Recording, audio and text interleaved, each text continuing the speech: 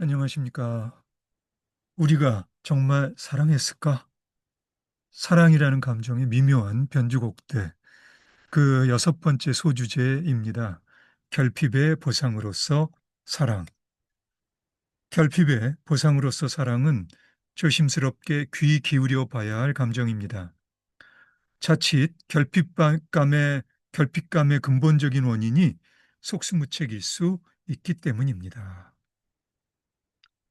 간혹 어머니나 아버지가 어릴 때 돌아가신 사람에게서 그 결핍을 연인의 사랑에서 메우려는 마음을 볼 때가 있습니다. 이런 경우 사랑은 결핍의 보상 같은 성격을 띠는데요. 현실에서나 작품에서 드물지 않게 마주치는 현상이기도 하죠. 결핍에도 다양한 결핍이 있고요. 보상 심리 또한 다양한 방식으로 표출될 수 있습니다. 사랑은 물론이고요. 우정도 가능합니다. 그런데 사랑이 결핍을 품어줄 수 있으면 좋겠지만 보상이 너무 강조되다 보면 연인에게 커다란 부담을 안길 수도 있겠죠. 잠들기 전 자장가를 불러달라는 정도는 애교겠지만 때로는 연인의 보상 심리가 너무 지나쳐서 사랑이라는 이름으로 이해하기 어려운 행태를 보일 수도 있을 겁니다. 2004년 일본의 이와이 슌지 감독이 하나와 앨리스라는 영화를 만듭니다. 하나와 앨리스는 고등학교에 다니는 친구인데요. 하나가 선배 남학생을 좋아하게 되면서 앨리스가 하나를 도와줘야 하는 상황으로 내몰립니다. 그런데 그 상황이란 게 너무 엉뚱해서 이런 게 가능한가 싶기도 합니다만 어쨌든 선배는 기억상실증으로 규정되고요. 하나와 앨리스는 둘 다 기억상실 전 선배의 여자친구였다는 설정이 강요되죠. 내 생각에 이런 이상한 상황의 배경이 결핍의 보상으로서 사랑입니다. 앨리스의 부모는 이혼했고요. 함께 사는 엄마는 철이 좀 없습니다.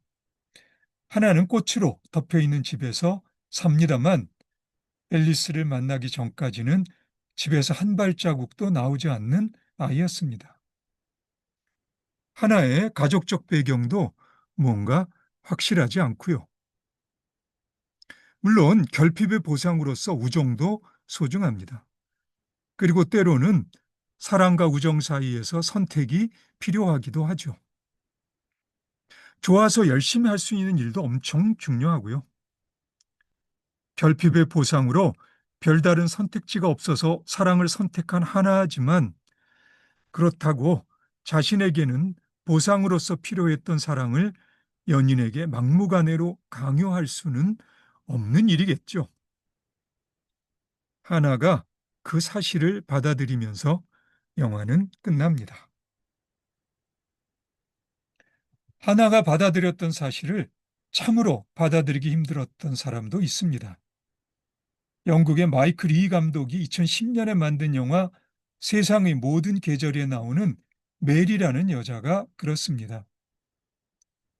메리는 나이가 들어가면서 삶에서 느끼는 결핍감을 직장 동료 제리의 젊은 아들 조에 대한 사랑으로 보상받고자 합니다. 메리의 문제는 결핍감의 근본적인 원인이 그저 속수무책이라는 점입니다. 속수무책인 메리는 그래서 술만 마십니다. 정작 본인이 무대책인데 사랑에만 의존해서는 곤란하겠죠. 더구나 그 사랑이 일방적일 때에는 결핍감은 배로 증가되어 돌아올 거고요. 설령 조가 메리를 사랑했다 하더라도 결핍을 오로지 사랑에 의존해서 풀어가려 한다면 아무리 연인이라도 부담감을 견뎌내기는 어려울 겁니다. 그냥 그렇게 또 한 해가 지나가게 되겠죠. 이 영화의 원제가 어나더 이어입니다. 흘러가는 시간에서 비롯하는 결핍감을 젊은 사랑으로 풀어보려다가 역시 늙은 사랑으로 제자리를 찾아가는 영화가 앞에서도 언급했던 영화 사랑할 때 버려야 할 아까운 것들입니다.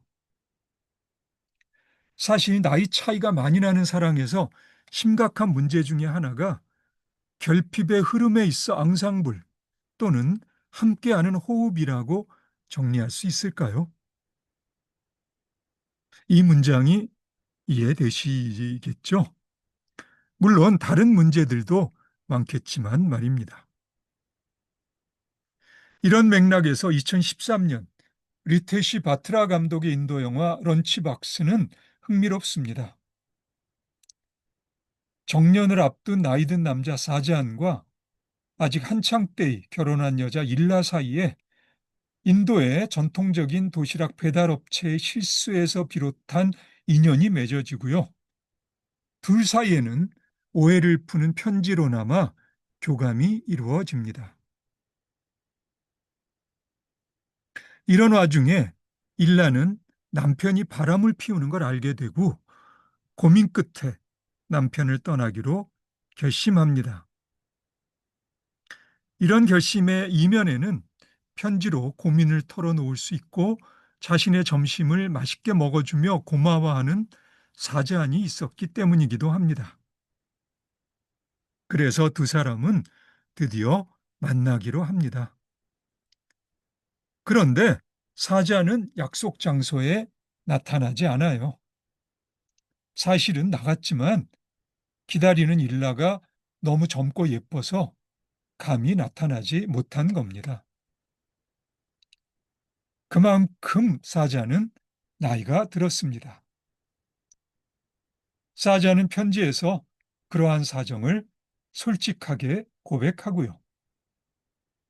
솔직히 나이 차이는 사랑의 감정으로도 극복하기가 쉽지 않을 겁니다. 그뿐만 아니라 만나지 않고 편지만으로 느끼는 사랑의 감정이 얼마나 오래 지속될 수 있을까요? 사자는 일라가 남편으로 인해 힘들어하는 것은 잘 알고 있습니다. 따라서 일라가 사잔의 편지에서 느낀 호감은 어쩌면 부서져가는 가정이란 울타리에 대한 상실감의 보상 심리일지도 모릅니다. 부인을 먼저 떠나보내고 이제 정년을 앞둔 사잔에게 나타난 음식 솜씨 좋고 젊은 일라는 사잔이 놓치고 있는 모든 것들에 대한 보상일 수도 있겠고요. 다시 말해 사잔이 일라 앞에 나타나지 못한 것은 나이 차이 때문만은 아니었던 겁니다. 그만큼 결핍의 보상으로서 사랑은 조심스럽게 귀 기울여 봐야 할 감정입니다. 그렇지 않은가요? 이 영화가 두 사람의 관계를 열린 결말로 마무리한 것은 그래서 커다란 미덕입니다. 사랑할 때 버려야 할 아까운 것들로 하자면 사잔이 보내야 했던 음식 솜씨 좁고 젊은 일라만큼 아까운 것이 또 있을까요? 하지만 살다 보면 사랑함으로 버려야 할 아까운 것들도 있겠죠. 그리고 그것이 결핍에 대한 보상이라기보다는 진정한 사랑이었다면 버려보기 전에는 알기 어려울 수 있다는 것도 충분히 짐작할 수 있습니다. 영화는 사잔이 일라를 찾아가는 듯 싶은 모습으로 끝납니다. 그런데 일라도 사잔을 기다리고 있을까요? 예. 예. 그럼 오늘 여기까지 할까요? 예, 혹시 이 영화 보셨나요? 좋은 영화고요. 어, 일라도 사잔을 기다렸으면 하는 마음이 아마 대다수의 관객의 마음이겠지만 하지만 물음은 계속됩니다. 일라도 사잔을 기다리고 있을까요? 예, 그럼 우리 다음에 다시 만나서 아마 이번 챕터의 마무리 소주제가 되겠네요. 미묘한 사랑에 대한 이야기를 계속하도록 합시다. 네, 그럼 오늘은 여기까지 하겠습니다. 오늘도 수고 많으셨고요. 그럼 우리 다음에 다시 봅시다.